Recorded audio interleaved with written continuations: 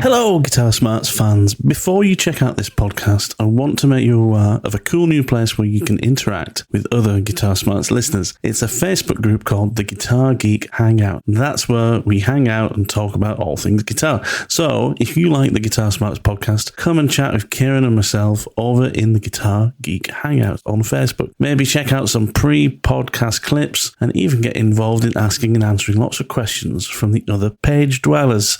Hope to see you there. He put a video up, and I think that the title was, "Is the Yamaha Pacifica Pro really worth like £1,800? £1,800 for Pacifica is the first thing I thought. It was like, what is he talking about? Okay, I've missed something here. I thought this was just like another redesign of that budget range of guitars. So let's see how they do. Let's give them a year, see what happens, see what people say, read the reviews. You know, if they're good guitars, they're good guitars. End of. Do you worry about what's on the headstock or do you not? That's a choice for the user. The marketing's got to push people over that hill.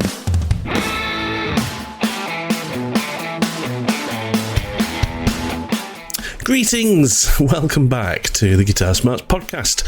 On this week's podcast, Kiran and myself are discussing some of the new releases from this year's NAMM show in the US.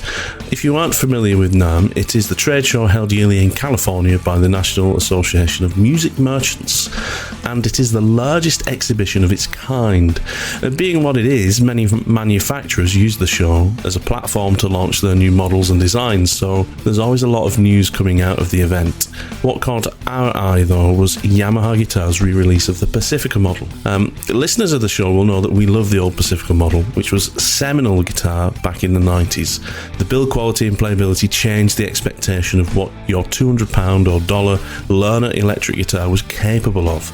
Now, though, Yamaha have taken aim at the premium professional guitar market with the same brand name, which is equally exciting and also mind-boggling. And Kiran and I discussed that to great length in this podcast. The usual housekeeping, as always, remember to like and subscribe to this podcast so you won't miss the next show. Check out the LinkTree in the description. That provides you with quick and easy links to our podcast page on Spotify, the backing track solo challenges we've produced, and some excellent Spotify playlists related to previous shows. But if you click on one link only, make it the Guitar Smarts Guitar Geek Hangout page on Facebook, where you can get to know many other guitar nerds just like us. You can also find a link there to our Buy Me a Coffee page, where you can donate to the show, which is entirely self-funded. Anyway, that's enough from me. Let's get to it. I'm giving it all she's got, Captain. Giving it all she's got.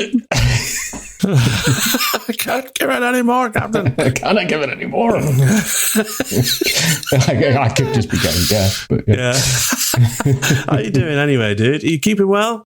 I am keeping very well, my friend. Yeah, not too bad at all. I seem to have avoided most of the illnesses and plagues that are going around at the moment this time of year. So I'm all right. I'm fit and healthy. It's coming to the end of another week. Oh, we're into February. We're into February now. It's February, yeah. It's my brother's birthday today. Happy birthday, Chris. Hey, happy birthday, Chris. Yeah. Nice. On this day. He's 45 today. Oh. Getting old, the old boy. Anyway. Well, you're as young as you want to feel inside. Yes, exactly. What? Let's not go there. I don't know what that means. I'm not sure it means anything. Yeah. How's things, buddy? Your guitar wall looks like it's got a few missing on it. Because I took them to the jam night and I haven't taken them out of the case yet to put them back on the wall. Nice. Yeah. So yeah. The purple monster. Oh, hang on a minute. Be careful. Let's not go there either. No, the purple Fernandez, the purple burst Fernandez was the main guitar last night, and I took the gold Strat as well. I actually only take a second guitar because I actually don't have a single guitar soft case at the moment. I need to get myself just a single guitar soft case just so I can just take one electric somewhere. Actually, so what have you got? You've got I've got a double case. Yeah, so usually for gigs, like because I'll take a spare guitar when I'm depping. I have them both in a dual soft case, which is just way easier, obviously, because then I can just throw both guitars on my back Yeah. And it was really cost effective. I got it from Thomann. It's one of their range of stuff. It wasn't expensive at all, but it's really well padded. I've never had a problem with it. It's great and super convenient. But obviously, if I'm going to a jam night, at least I was playing. I took my amp and stuff, so I was kind of like playing. But it wasn't like I was just turning up to do a couple of songs. If I was doing that, I probably would have taken the Gretsch, because the Gretsch is the only electric I've got its own case for. I could get my hard case out of the loft, but I can't be asked. It's there somewhere, but yeah, exactly. Yeah, so that's why I'm missing a couple of guitars behind me today. No. But they'll be back up there in a after this probably. Yeah, padded cases versus hard. I've been trying to get rid of some duplicate hard cases that I've got, because after a while, when you buy guitars, they come with hard cases. You're like, what the hell do I do with all of these hard cases, and where do I store them? I'm only going out at any one time with 2 guitars, right? So I'll be getting rid of some. There's some good money in old hard cases if you need to get rid of them. Really? So yeah, man. No, people pay good money for those, but I repaired a guitar this week for a student. It was brought to me by their music teacher, the wonderful Mr. Matthew Lake, who's been on the show many times. And he said, "Yeah, this guitar, the action just doesn't look right." And yeah, sure. Literally, you could have driven a tank underneath the action. It was obscene. But it wasn't until I went to set about repairing or setting it up that we realised actually part of the reason why the guitar's action was way off was that there was a long crack along one on the side of the neck. It'd just been kept in a really rubbish soft case with no padding at all. So it's just getting knocked about all the time. Getting knocked about all the time, man. And it's a very nice now, Takamine, electroacoustic, really nice. But yeah, just like, I worry for people keeping guitars in padded cases, unless they're really, really good, high density foam padded cases. Yeah, hard case is the way to go. Anyway, we glued it, we clamped it, we refinished the bit of the neck. It's got a little scar where it's, I didn't take the neck back all the way down to bare wood and respray it or anything like that, because that would have been a very expensive repair, and it was a student guitar and it didn't really justify it, and we just needed to get it back and playing. But after that, it set up beautifully and had a super slinky low action on it. But yes, moral of the story was go and get a good case for it, because that's the reason you've cracked the neck.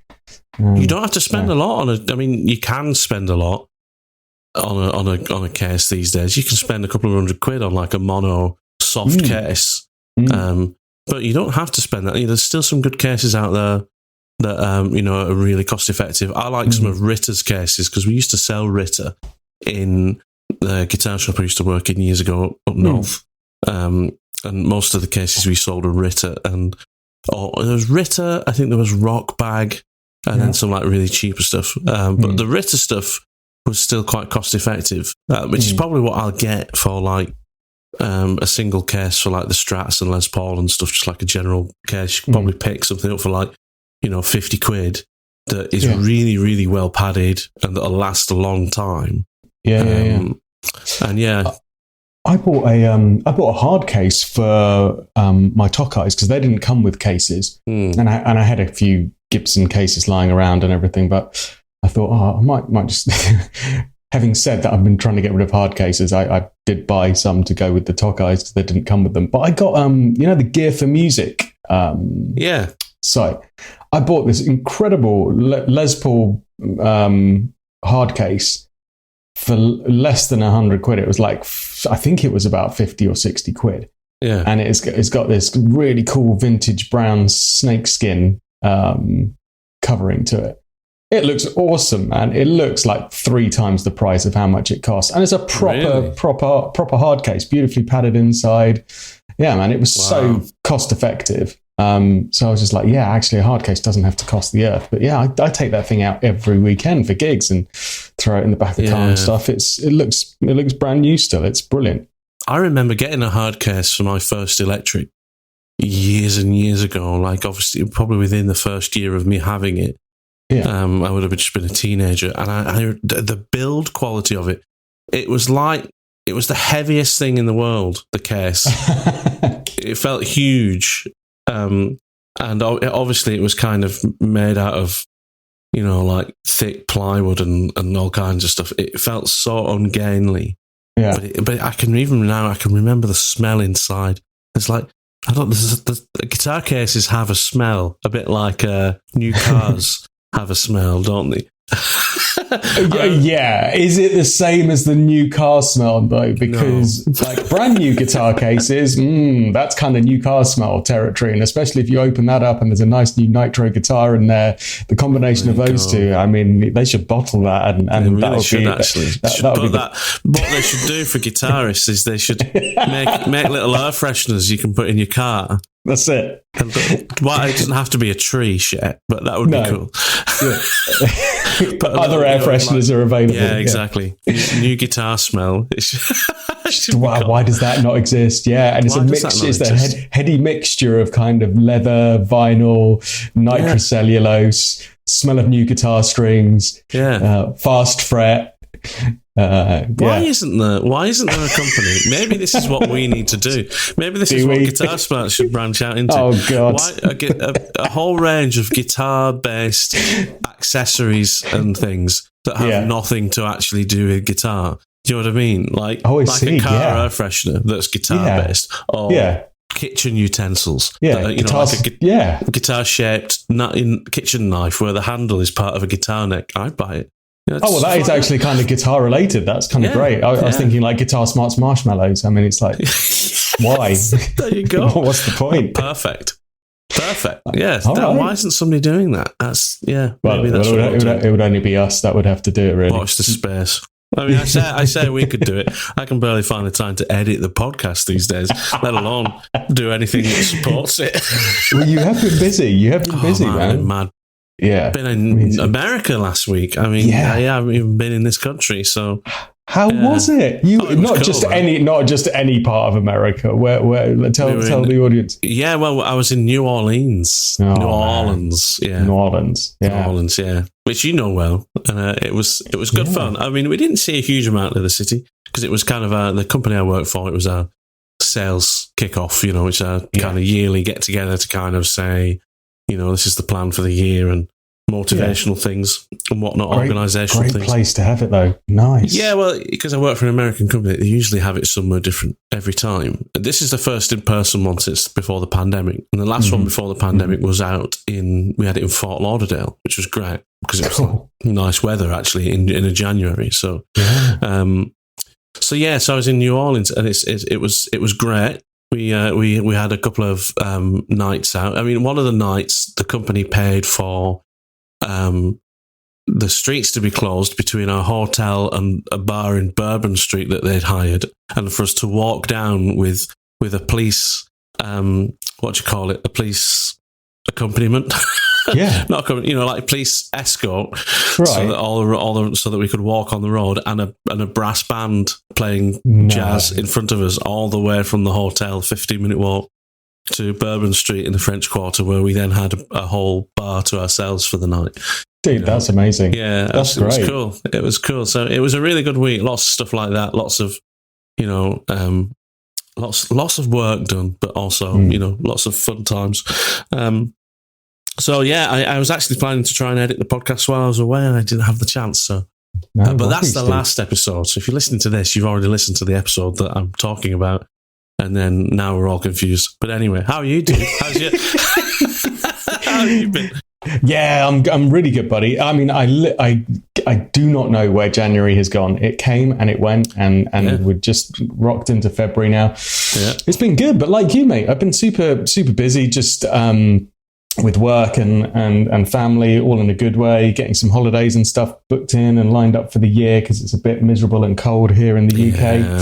As I said, doing a little bit of guitar, but I haven't even got to that much time for. I'm turning down bits of guitar setup and repair work at the moment, only because I've just got so much on with other kind of stuff to do with the band and to do with kind of work and stuff. But if it's a student guitar and it needs setting up, that's kind of my it's not pro bono because I don't do it for free, but I do it at a massively discounted rate. And that's kind of my payback thing is making, I have this soft spot when somebody tells me it's like a kid's guitar that needs setting up. I'm like, yeah, just give it to me. I'll do it, and I'll do it properly, and I won't charge you a lot. And yeah, so I kind of enjoyed doing that. So I've been doing a bit of that. Such a man of the people. That's what. Well, not really, because I still charge a little bit for my time to cover my expenses, like the cost of the strings and stuff like that.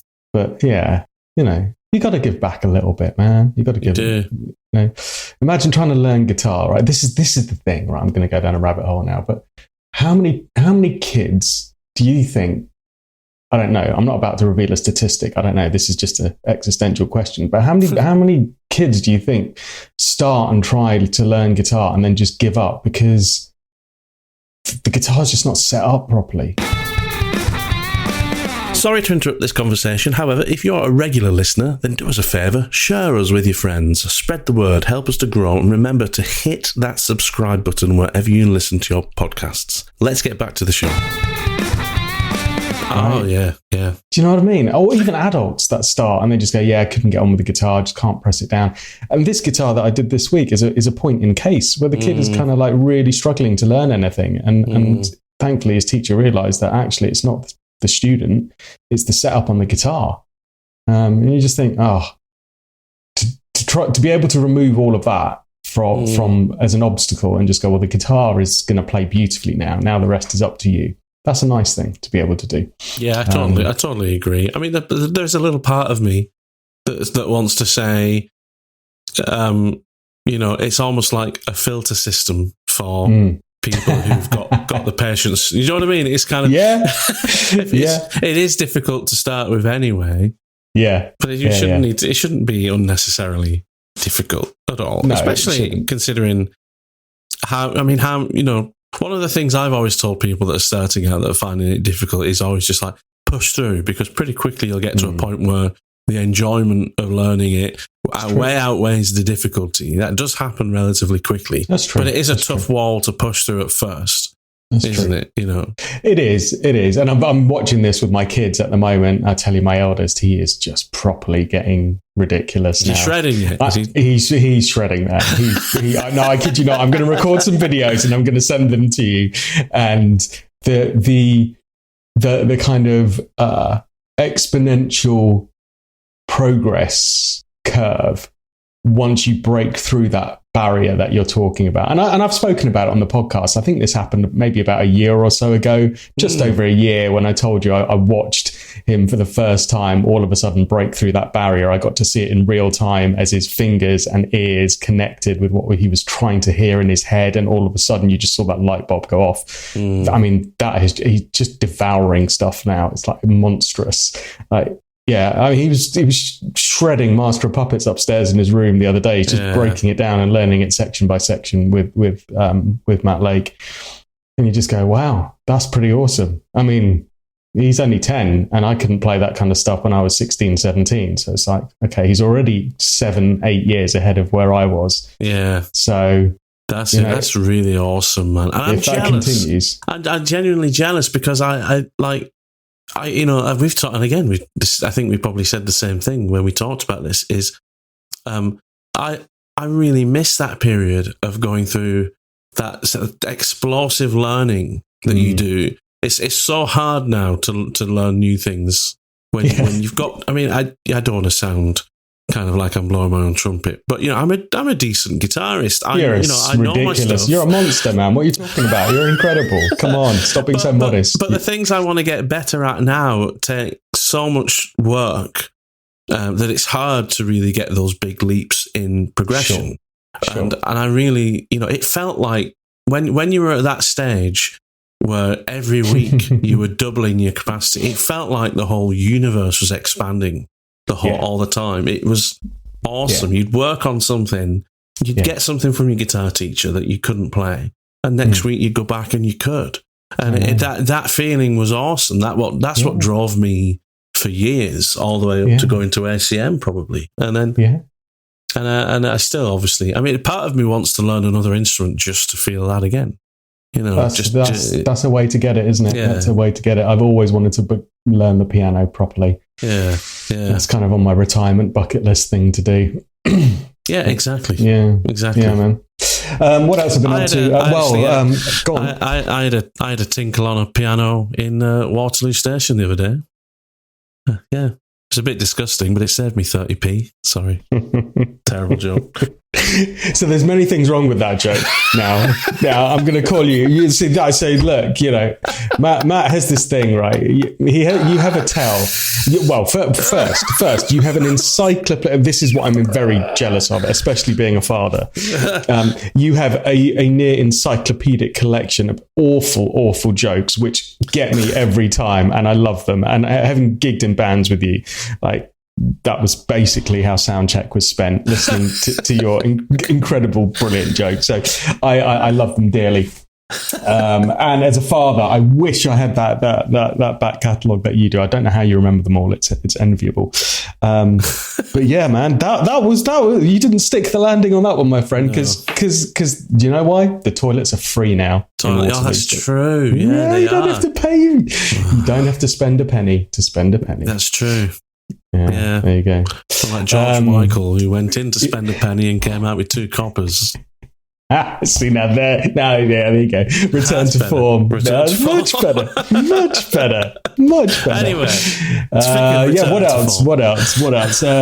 Practicing, rehearsing. So I've been super busy with that. We're challenging ourselves as a band, putting some new songs into the set list, some good stuff like Queen numbers and things like that. Some stuff that requires some proper rehearsal to get it tight. And I've been enjoying that. But exactly as you're describing, like learning that stuff, getting it under your fingers, really kind of pushing yourself and all of that. So I've been enjoying that. I've got rehearsal this Sunday, which is good. And I put a new pickup in the Gold Top as well. So I'm going to try that out on Sunday. So I've been gigging it for the last year and a half now, and I put the Iron Gear Tesla Sharks in it, which I still maintain are just phenomenal pickups, absolutely phenomenal. If you're after that /rock tone, they just do it in spades. And I've A/B'd them versus my Seymour Duncan ones in another Les Paul, and they're the same pickup. They're like less than a quarter of the price. But the bridge humbucker is lacking a bit of warmth and roundness on kind of clean and more gentler crunch tones. It does that full-on bright rock kind of /lead tone beautifully. But when you want a little bit more nuance and a little bit more rounded kind of full sound, it's kind of a little bit too bright for that in some ways. It's not bad, but when Iron Gear pickups cost 35 quid a pop, you kind of go, all right, I'm just going to have some fun and play with it. The neck pickup is, and that's the thing, the comparison on the clean, slightly crunchy tones, the difference between the bridge and the neck pickup is quite stark. The neck pickup is so warm and so round, and it sounds amazing that I thought I'd just chuck a different pickup in there. So I went back to Iron Gear and bought another one called the Rolling Mill, which is similarly low output, Alnico 5 instead of Alnico 2, I think, but similar output, but it's just got a slightly different EQ profile to it. It's a mids thing, isn't it? It's a mids thing for sure with Les Pauls. Les Pauls is such a mid-prominent guitar. Beautifully so. That's the sound of a Les Paul, is that kind of great. But if you've got a pickup which kind of accentuates that without getting that kind of smiley face EQ thing at the end, then I think that's what that's the thing, isn't it? Hopefully that Rolling Mill will kind of sort that.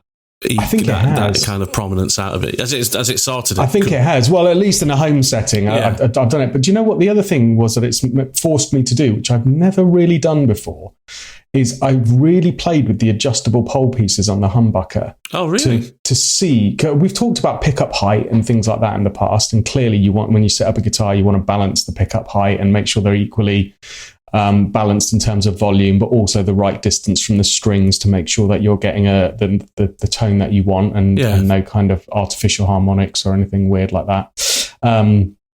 But as I was kind of reading into it and kind of reading up a little bit more, I was kind of like, there is a lot of scope and EQing to be done with adjusting the pole pieces as well. So I've really done that on both the bridge and the neck pickup this time, after having got it pretty close. And wow, there is quite a lot you can do tonally to do that. I mean, so there is a school of thought which is kind of quite simplistic, and it says, well, kind of match the pole pieces to the overall kind of string radius, and that will make it more balanced and even. But there's more to it than that, because there's the mass of the strings are different, right? With the thicker strings and the winding on them versus the treble strings and all of that. Right. So I've really played with the pole pieces and concentrated on open chords and kind of lead lines to balance the individual strings within a pickup setting, not just the pickups relative to each other, if that makes sense. And yeah, I'm really intrigued as to how this is going to sound when I crank it up through a gig volume amp. But I think I've stumbled on a whole new rabbit hole of adjustment. That's some serious kind of marginal gains, though, isn't it? Yeah, you know? But it all adds up.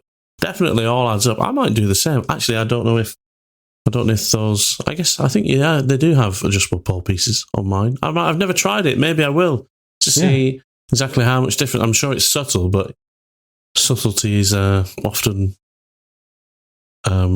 overlooked. I don't know.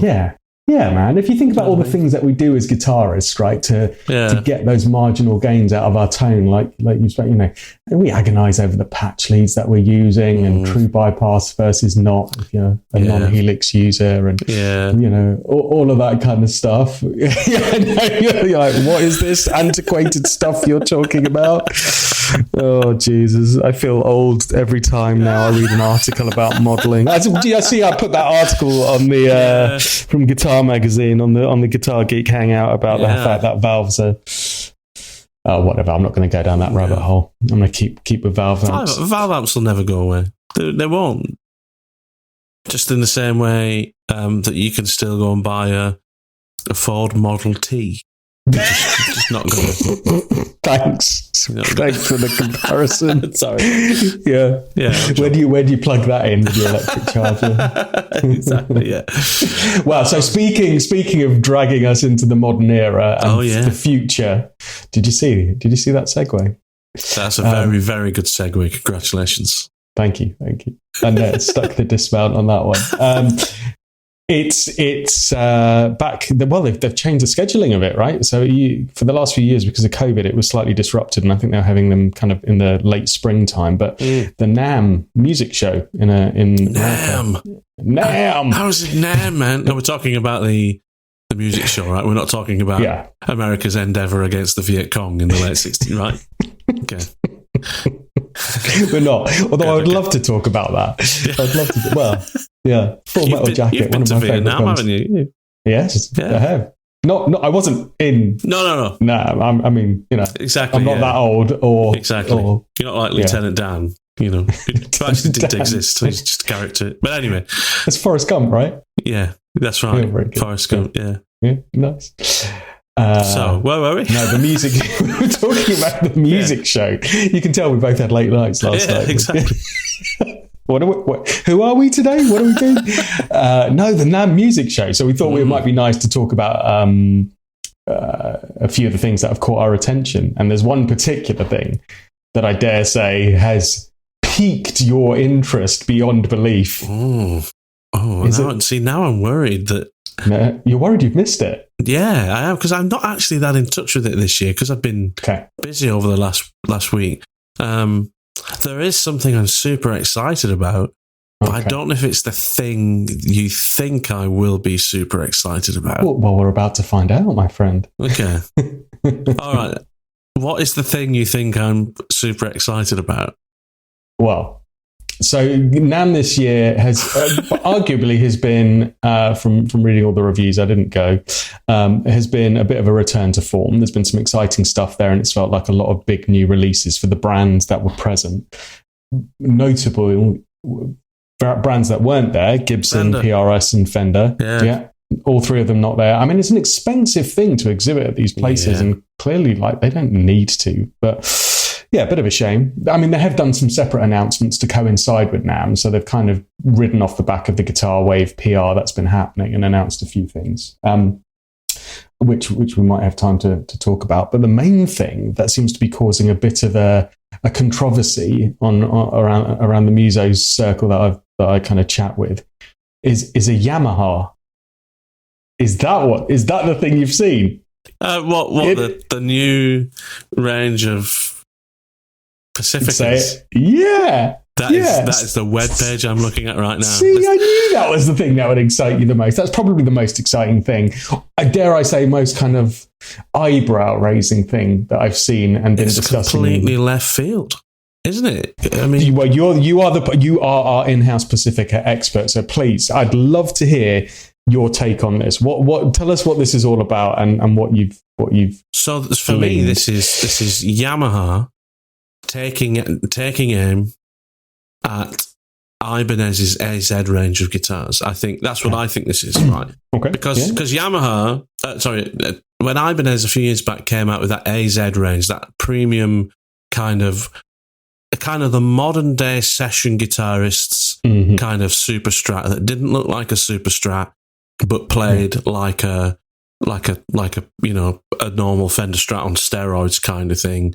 It was that was meant to kind of eat into the premium Strat marketplace, wasn't it? The John Suhr guitars, all those kind of makers of Strats that you could get that were kind of a little bit hot rodded and just meant to have all those modern improvements. That Ibanez AZ range is super successful, and that has sprung out a lot of new people. I mean, a lot of people moved from John Suhr.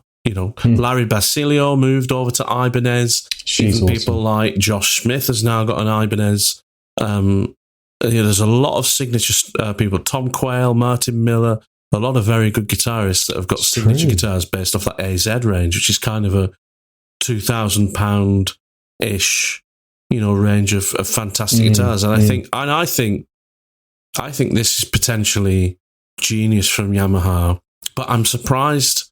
I think what they've tried to do is they've tried to make a range of guitars to rival that premium thing, but they're using the Pacifica brand to carry it through in a way, which seems odd to me, because when you think of a Pacifica, you think great guitar for beginners or for learners, like £200, maybe some £500 guitars, but you don't think premium end professional Strat. And this is the thing.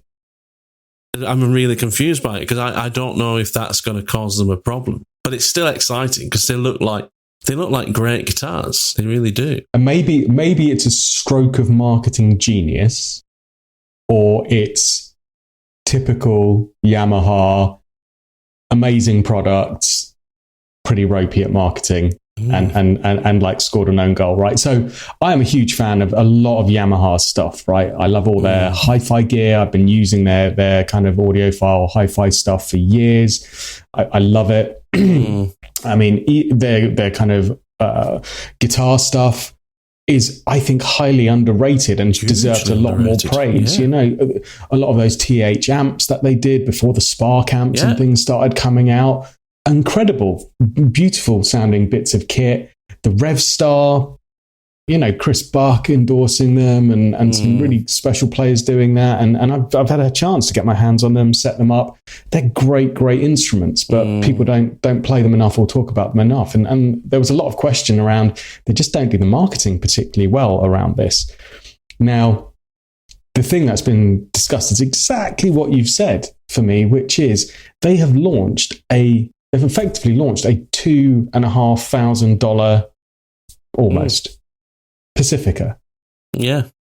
And that's the bit that jars with me, is like, it's either complete genius and the product, when you play it, you go, well, there it is. That is the session guitar standard now. That is the one to beat, because it's so well spec'd, it's so well made. It's a US-Japanese collaboration in terms of design, Japanese manufacture, and we know the Japanese make incredible, meticulous instruments. And they've called it Pacifica, obviously harking back to as I understand it, the Pacificas, before they became budget guitars, there was a collection of them that were high quality session guitars. We're going back into 80s for this. Yeah. And maybe this is like a homage to that, to kind of bring the Pacifica back from the budget range that it's been known for the last few decades, arguably an incredible budget guitar, all the way through now coming full circle to going, you know what, we actually can make amazing guitars, you know, building on the Rev Star quality and all of that. So I'm desperate to try one, but I just can't, for the life of me, I can't think why they decided to call it Pacifica, because I think it will ultimately just confuse people, because who's going to want to spend $2,500 on a Pacifica? Or is that just snobbery and a name getting in the way of common sense? I don't know. I don't think it's snobbery. I think you make a fantastic point about the whole thing, because it is kind of like, I mean, what else can Yamaha do other than call it the Pacifica as well? You look at it that way. What else would they do? Could they do for people to take it seriously? And I'm also kind of like, maybe this is marketing genius, because we're here talking about it. Would we be here talking about it if they hadn't called it the Pacifica? They just called it the, Atlantica. So the Session Master, or something like equally kind of cliched. Yeah, but here we are. We're looking at it, and we've gone through the specs, and we've looked at the colours, everything about it, because it's called the Pacifica. And actually, that is great in a way. But will people take it seriously as a rival to a Fender American Pro, which is priced against, or an Ibanez AZ, which is priced against? And these are established guitars in that price range that we know. Fantastic, and I'm sure this is a fantastic guitar too. But what I hope to see in the next year is, I want to see who they get on board as endorsees. They've got to do that, I think, otherwise this won't be successful. But the whole term Pacifica, that whole name, right from when they first came out donkeys years ago, was a hark to kind of, the Pacific West Coast of America. Where the session scene was. That's why they're called Pacifica, right? It's like those guys that are out in LA doing the scene. That's that Pacific West Coast. That's why they called it that. So maybe the name suits it. It's just the history of the guitar is I think has the potential to hold it back. That's the thing. That's how I feel about it. But that aside, they do look like great guitars. They do, don't they? They're really nicely specced. Yeah. It is that kind of session monster guitar. It's a Strat with a humbucker in it, with all the modern appointments. And have you seen who's designed the humbucker? Oh, isn't it the mixing desk company? No. Yeah, Rupert Neve. Not Rupert Neve himself. He's dead. I mean, no, that's right. But those guys, Rupert Neve Designs. Actually, that caught me off guard. Breaking the news there. So if you didn't know, I'm sorry. But sorry about that. Yeah. Interesting. I don't even know if they've ever read pickups before. No, I don't think they have. And I remember reading about that this has been like 4 years in the making. And again, this is why this might be marketing genius, Matt. This might be, right? Because they've built this whole fabled story now around these Neve designed pickups, which have taken years in the making to perfect, and you plug it in and it automatically sounds like it's a studio ready instrument. But the way that they've EQ'd these pickups is unlike any pickup you've ever heard. It's almost like it's designed for the recording studio because of the EQ profile and how it's just beautifully sits in the mix with all this clarity. And only a true audio engineering company could have done this versus the crud that Seymour Duncan's been churning out for the however many years in his little shed. So you kind of read through this and you go, oh, maybe they've nailed this. Maybe they've learned from Paul Reed Smith and just come up with the craziest thing that will make social media light up and just gone, let's ride on this. Let's put some let's put some Neve pickups in it. Tell everyone it took 4 years to design them, and let's call it a Pacifica, and that's it. PR let's wind done. people up. And the other thing that they've done is they created this process. Apparently, is a treatment applied for construction results in an instrument with maximum resonance and sustain, and it's called initial response acceleration, or IRA. Everyone's going to talk about that for sure. Have you got the Yamaha with the IRA? I mean, it's got stainless steel frets, it's got premium go-to hardware, rosewood or maple fingerboard. I kind of like the build of it. I think it looks really, really cool. It's got all, it has all the features you would want from that kind of Strat that you want to be. You're not bothered about it sounding vintage or looking vintage. You want something that's got all the modern features. It's got everything you want to make it comfortable. Carved neck joint, all the body contours. It's got a compound radius fingerboard. It's got everything you would expect, and it's got this something acoustic design technology where Yamaha's acoustic design technology utilizes scientific processes such as 3D modeling to devise wood routing techniques that increase body resonance and improve the transfer of vibrations between neck and body. Yeah, they did this on the high-end Japanese Rev Stars as well. That was one of the main really? Differences. Yeah, it was. Yeah, I mean, it's again a step forward in the kind of chambering that they do. Right. With, I mean, this has been going on at Gibson for years, right? When mahogany got more expensive, and then they found that they couldn't get the lighter Honduran mahogany anymore, so they had to start using the heavier stuff. But the heavier stuff was too heavy for people, so they then started punching holes underneath the maple cap that you couldn't see just to weight relieve it, and then they started chambering them and all kinds of things. But then the side effect was, as well as making them lighter, people talked about how much more resonant and kind of, I don't know, vibrant those guitars would sound because of that weight relieving. So it all kind of makes sense if you subscribe to that school of thought versus the school of thought, which is it's all in the pickups. I want to play them, dude. I really want to get out there and go and see them, feel them, hear them. Yeah. Interesting. Time will tell. Whether this is marketing genius, or a folly. Who knows? Yeah. I was surprised because when I heard about them coming out before I saw the price of them. Right. And then John Cordy, who's a YouTuber who does a lot of modelling stuff, as in like Helix modelling. I don't mean like catalogue modelling. Not Victoria's Secret stuff. No, exactly. Thank goodness. He put a video up, and I think that the title is the Yamaha Pacifica Pro really worth like £1,800? And I'm like, £1,800 for Pacifica is the first thing I thought. It was like, what is he talking about? Okay, I've missed something here. I thought this was just like another redesign of that budget range of guitars. So it is interesting. Let's see how they do. Let's give them a year, see what happens, see what people say, read the reviews. If they're good guitars, end of.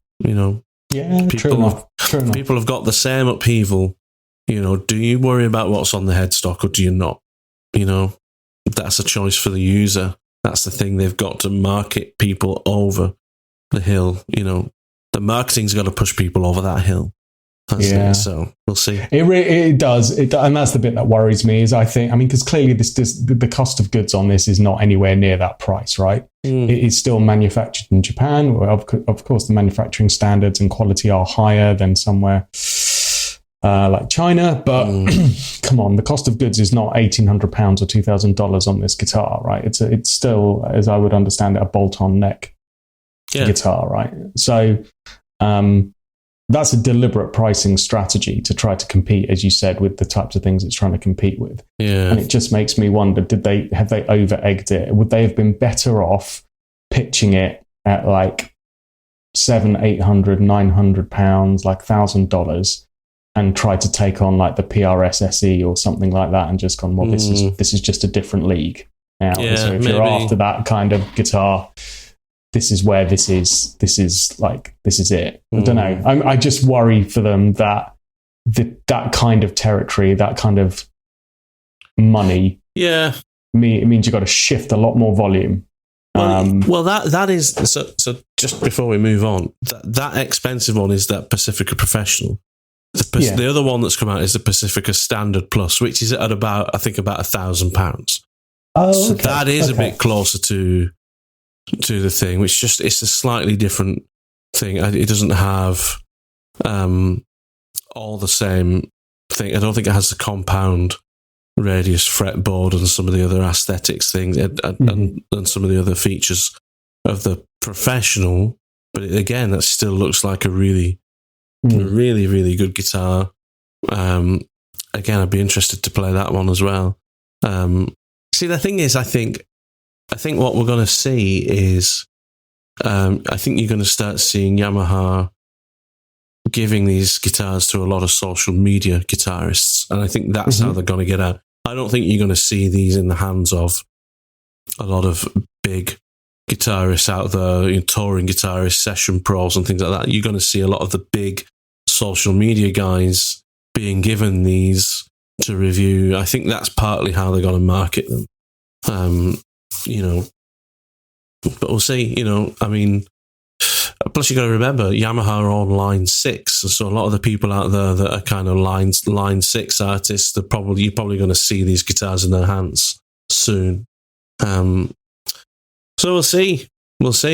But yeah, that's exciting. But what about you, dude? What else have you liked from NAMM? So yeah, a few things. So Spark have released or announced the Spark Amp Live, which is a giggable version of their kind of Spark amp. So I guess it's that BIOS FX technology that you know well, but built into a housing now that allows you to kind of take out the Spark amp rather than it just being a practice amp. So that's quite interesting. It's going for around $500, so it's not cheap. No. It kind of puts it, into a relatively serious territory. If you think like my what is the other comparables in that, the Katanas, and from a modeling perspective, some of the Catalyst kind of stuff, or even if you're thinking of like Valve stuff, you can get a decent Blues Junior. You can get quite a nice Blues Junior for that, with maybe like a Jensen speaker in it, or spend a couple of $100 more and you can get the kind of pub standard Hot Rod Deluxe Blues Junior, Blues reissue kind of. So yeah, it's punchy. It's punchy for that weight, but could be quite interesting, and that's pretty cool. And then other things that kind of took my interest. Little things like I was just looking at what won Best in Show, and I think this has been out for a few months now, but I'm kind of hankering for one, which is the Peterson strobe tuners. Oh yeah, they're like the industry standard of like accuracy, and I've always quite fancied getting a proper strobe tuner for doing setups and things like that. And, I've got one built into the Helix. Sorry, but carry on. Is it actually a strobe tuner? Yeah. Jeez. You can choose between strobe or normal. But sorry, I had to interrupt. Carry on. Wow. Just another reason to get a Helix. That's probably worth the cost of the Helix right there. Because Peterson have now released in the last few months, actually, but I think for some reason it's just one Best in Show at NAMM in the accessories category, is the clip-on Peterson strobe HD tuner thing, which comes preloaded with loads of different kind of alternate tunings. But the main thing is that it's the accuracy piece, right? If you're trying to set intonation and get things absolutely right. For most gigging guitarists, you don't need to spend £80 on a tuner, right? That's overkill when you can get a half decent one for £10 off Amazon or exactly. But in terms of doing some proper accurate guitar setup work and stuff like that, having a decent strobe tuner, for sure. Yeah, maybe I'll treat myself to one of those. Things that came out just before NAMM, which kind of snuck under the radar, but we've spoken a lot about things like the Strymon Iridium, and obviously your setup with the Helix and kind of that modeling piece. But it's the kind of amp in a box pedal type thing. So Boss released one of these, the IR2, which we didn't get a chance to discuss. But for £150, that looks like a really brilliant, basically alternative to the Strymon Iridium. It's got all of the impulse response cab simulations in it, different amp modelings, but it comes in that rugged Boss kind of housing, which looks great. So it is. It's good. That is an excellent sound. I think Pete Thorne did a really good demo of it on YouTube, which I had to listen to a while back. I think he did. Did you do the IR2 or the IR200? Because Boss also have the IR200, which is like just a slightly. It's about £100 or £200 more. That's more like the Strymon kind of version, but you can do a lot more with the IR200. You got MIDI control, stereo in and out. You can do a lot more. You can have multiple presets are accessible. I mean, that IR2 is great. I would say it's the kind of thing I would probably have in the gig bag as a get out of jail. Yes, exactly. But it's probably not got the flexibility you'd want in a gig situation for it to be your main thing. Sure. Like listening to the sounds. Boss are up there in terms of the modelling sounds and how things sound. You know, we all talk about Kemper, Line 6, Fractal, those guys are, but Boss can do it. Their stuff sounds fantastic. That IR2 is the kind of thing where I might invest in one of those and create a little 2 or 3 pedal board that I can throw down if I've got a problem with a Helix, and still potentially using the front of an amp. That pedal, it really crosses the line between traditional board and modelling world really well. So that's what I thought. I thought that was kind of my kind of vibe. I quite like that, and exactly for that reason, building like a little mini board for rehearsals or small gigs or jam nights or something where you can just literally throw that down, dial in the kind of amp that you want, and put a couple of drives before it or something, and or not even that, just a couple of modulations, and you're good to go. So that was quite cool, and then. Yeah, just other crazy stuff that's been going on the last couple of months. I'm a fan of Slash, the man in the top hat. So he's been doing some funny things at the moment. So he's now, he's not moved over away from Marshall. Apparently he's still continuing to work with Marshall. That's synonymous kind of standing in front of a 4x12 or, a couple of 4x12 Marshalls with a 100-watt head on top. Appears to be a thing that we won't be seeing for a while because he's got a new partnership with Magnatone. Yeah. And so they've created a 100-watt Marshall signature head, which can be yours if you want to spend, again, £2,500, £3,000 on a 100-watt head. I'm not sure where that would be applicable anymore. There's probably a plug-in in the Helix for that. You could have probably. Well, there will be at some point. No, so I don't fancy that. I don't fancy that. And then Gibson also announced separately around the NAMM time that they're doing yet another Slash signature Les Paul because the world needed a hyped up one of those. And this one is of his beloved Jessica guitar, his number one Les Paul for decades, many years. His not this isn't the Chris Derrick one, the Appetite for Destruction guitar that Gibson reissued, which actually wasn't really a Gibson Les Paul anyway. It was a kind of luthier made 59 reproduction. No, Jessica, in fact, hilariously, was one of 2 Gibson seconds that they gave to Slash when they were just signed and started touring as a band. Yeah. And he contacted Gibson and said, I quite like Les Pauls now, and I'm kind of playing Les Pauls. Can I have some? And they went, who are you? Okay, yeah, fine, whatever. So they gave him a couple of factory seconds, which had plain tops, 3-piece plain maple tops, so not a flame in sight. And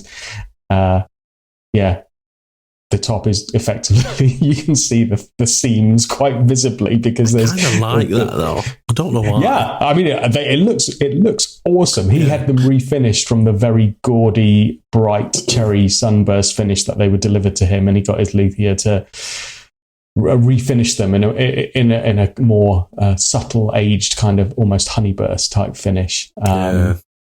And now, there we go, 35, 40 years later, Gibson have decided to do some reproductions of the factory seconds that they gave him back in the 80s. That's awesome. Which will sell for stupid amounts of money. Yeah, there's just something beautifully perverse about that whole loop, isn't there, where they sent him something that they didn't really want, that no one was going to buy, and said, here you go, have that, whoever you are. And then it's come back full circle and will probably now end up selling before it's even hit the guitar shop floor. Yeah. For thousands and thousands. Gibson won't mind because I think they're pretty good at making seconds quality guitars. Exactly. They've probably got a warehouse full of them. Yeah. Churn some of those out. Hilarious. So the last thing from me that I'm excited about is Sire. Remember when we talked about Sire guitars? Like, are they better than Gibson? The whole Larry Carlton thing. Do you know how many new guitars they've released? NAMM this year. A lot. 30. Well, that's guitars and basses. And we're not interested in basses. Very appreciative of all your bass guitarist listeners. But we're not going to talk about bass. Okay? No. That's enough of that. Anyway, yeah, so some of the guitars that they've a lot of obviously the Larry Carlton range, and I think all the new basses are the Marcus Miller range. Right. Marcus Miller, ridiculous bassist. But yeah, they've got some interesting ones. So they've got the Sire Larry Carlton H7T, which is basically I think it's it's like the 335 style guitar with some new pickups and a tremolo on it. And then the H7F, which looks like an old jazz box type thing, single cutaway, more traditional. And then there's a thin line telly as well, which is the Larry Carlton T7 TV. A thin line telly in natural wood finish with P90s. Interested on that. Then we've got a couple of shredders, a couple of Larry Carlton. This is a new range, the X5 and the X10. These are like twin humbuckers, Floyd Rose. I mean, potentially like metal, but really what they're meant to be is kind of like a bit of a session guitarist kind of thing. If you just go to sire-usa.com and then click on the tab at the top that says 2024 new models, you'll see them. And then there's the Larry Carlton J3 and J5, which is the Jazzmaster shaped guitars. Interestingly, another model which I didn't expect to come out is they've brought out some nylon electroacoustics, the type that don't have, the sound hole. And then you've got a single pickup P90 Les Paul Junior type thing, the L3 P90, the L3HH, which is dual humbucker, like Les Paul Junior type thing. Oh yeah, that's cool. L3 P90, I love it. It does look good, doesn't it? And then it does. One of the ones which I think looks really strange is the L5, which is it's like a. Oh yeah, you see it? It's like the Gibson Nighthawk. It is. Yes, it's that shape. The Gibson Nighthawk, that had like that. Yeah. But it's got It's got like a Strat layout. This one with lipstick pickups. Weird.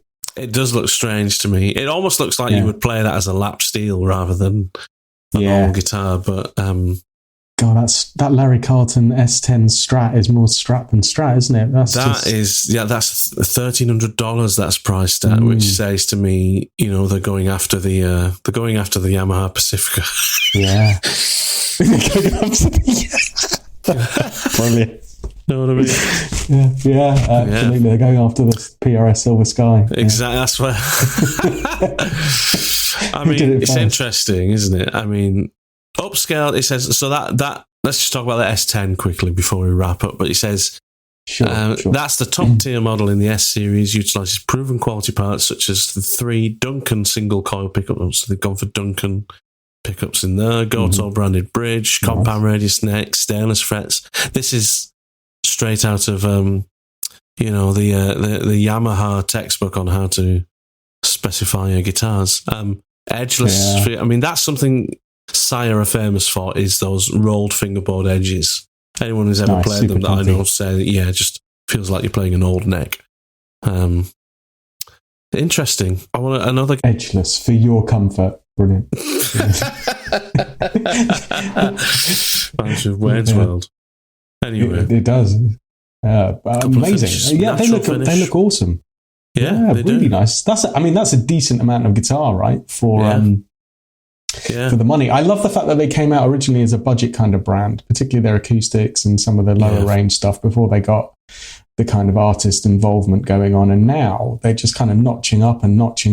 Fair play to them. Again, some stuff to try. Yeah. See, and I think the pricing of this is actually reasonable. This isn't too bad. This is good. Yeah. This is good pricing. And something else I'd tell you to do is have a look at the headstock shape of the Sire guitars, which Larry Carlton is, and then have a look at the headstock shape of the old Valley Arts guitars. Oh. There's a slight similarity there. It's got a similar kind of bulbousness to it, kind of thing. And Larry Carlton obviously was, back in the day, a Valley Arts endorsee. He had his own signature Valley Arts guitar. So, yeah, it's an attractive headstock. You sometimes see it. For me, that's an often it's not spoken about enough, right? Often overlooked kind of topic of discussion, but the wrong headstock on a guitar can just throw the whole thing off.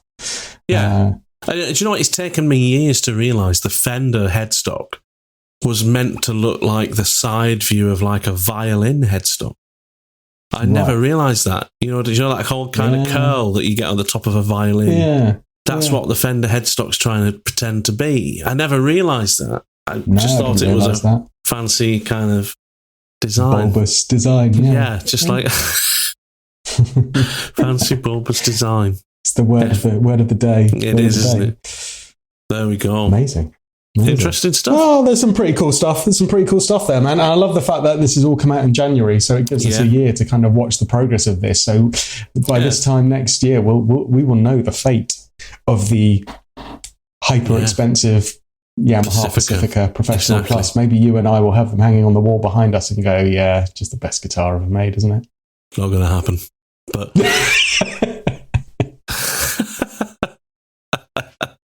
yeah, man. I mean, I hope it does well. I really do. I think there's a marketplace for it, but that's a difficult market. Because there's so many great guitars for $2,000 and $1,000. Yeah. It's hard to compete in any area, right?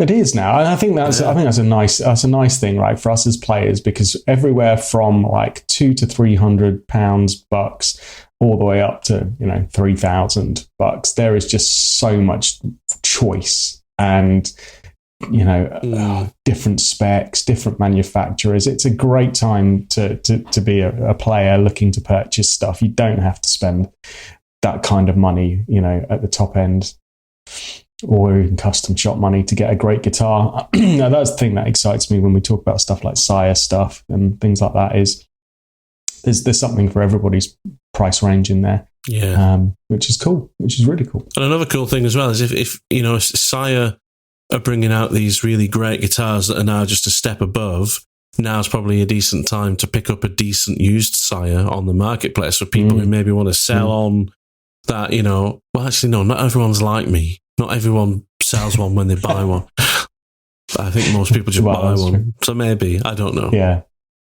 Yeah, it's called guitar acquisition syndrome. Guitar acquisition syndrome. Yeah, that's right. You've got to acquire them. Awesome, dude. Well, any plans for the week ahead? Are you gigging this weekend or? No, just rehearsing this weekend with the band. So yeah, hoping to get a few of those new numbers worked into the set list, get them gig ready.